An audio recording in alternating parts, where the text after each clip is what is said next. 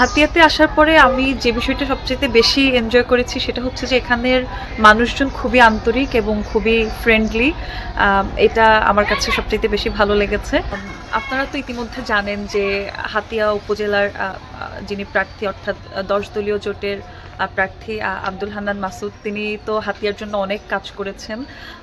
আমার হয়তো সেগুলো আর এক্সপ্লেইন করার কিছু নেই, আপনারা আরও ভালো জানেন যেহেতু আপনারা হাতিয়াতে আছেন। তবে আমি বলবো যে আমি তো তার স্ট্রাগলটা দেখেছি বা তার জার্নিটা দেখেছি গণ অভ্যুত্থানের পরে এই যে ১.৫ বছর সে তার দ্বীপের জন্য বা তার এলাকার মানুষের জন্য তিনি অনেক কাজ করেছেন। এবং একই সাথে আমাদের গণ অভ্যুত্থানের আগে তো আমরা দেখেছি যে বাংলাদেশের মানুষ পলিটিক্যালি খুব বেশি কনসাস না।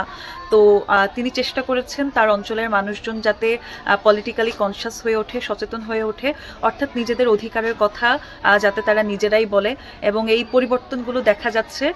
তো আমার কাছে মনে হয় যে এটা সৃষ্টিকর্তার একটা নিয়ামত, যে সৃষ্টিকর্তা তাকে কাজ করার সুযোগ দিয়েছেন এবং তিনি কাজ করছেন। আমি চাই যে শুধু এই সময়টাই না, মানুষের জন্য কাজ করার যে সুযোগটা তিনি পেয়েছেন, এই কাজ করার সুযোগটাকে কাজে লাগিয়ে তিনি দীর্ঘদিন কিংবা সারা জীবন মানুষের জন্য কাজ করে যেতে পারেন। এবং একই সাথে ১০ দলীয় জোটের প্রার্থী তো অনেকেই ছিলেন। বিশেষভাবে আমার কাছে মনে হয় যে আমাদের যে মাহফুজ মামা রয়েছেন তার প্রতি আমরা কৃতজ্ঞ, কারণ তিনি এখানে উদারতার পরিচয় দিয়েছেন। এবং একই সাথে আমি চাই যে মহান সৃষ্টিকর্তা তাকে উত্তম প্রতিদান দেয়। সাধারণত গ্রামীণ অঞ্চলে নারীরা খুব একটা রাজনীতির সাথে যুক্ত না।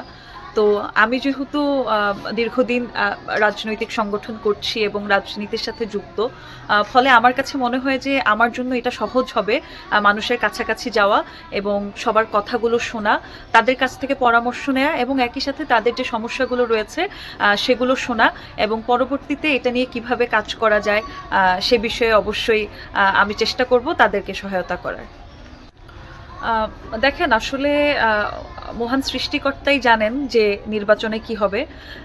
তবে আমার কাছে মনে হয় এবং আমার বিশ্বাস যে যিনি দীর্ঘদিন হাতিয়ার জন্য লড়াই করেছেন, দীর্ঘদিন হাতিয়ার জন্য সংগ্রাম করেছেন, হাতিয়ার উন্নয়নে কাজ করেছেন, আল্লাহ হয়তো তাকে উত্তম প্রতিদান দিবে এবং আমরা সবাই সেটাই চাই। তবে আপনারা যেটা বলছিলেন যে হার জিত হলে পরবর্তী পদক্ষেপ কি, দেখেন মানুষের জন্য যে কোনো সিচুয়েশনেই কিন্তু কাজ করা যায়। যদি যদি মূল লক্ষ্য হয় মানুষের জন্য কাজ করা, মানুষের ভালোর জন্য কাজ করা, সেটা আসলে যে কোনো অবস্থাতেই করা যায়। হয়তো যদি নির্বাচনে আল্লাহ তাকে জয়ী করে তার জন্য এটা সহজ হবে কিংবা পথটা কঠিন হবে, কিন্তু মানুষের জন্য কাজ করা তো থেমে যাবে না।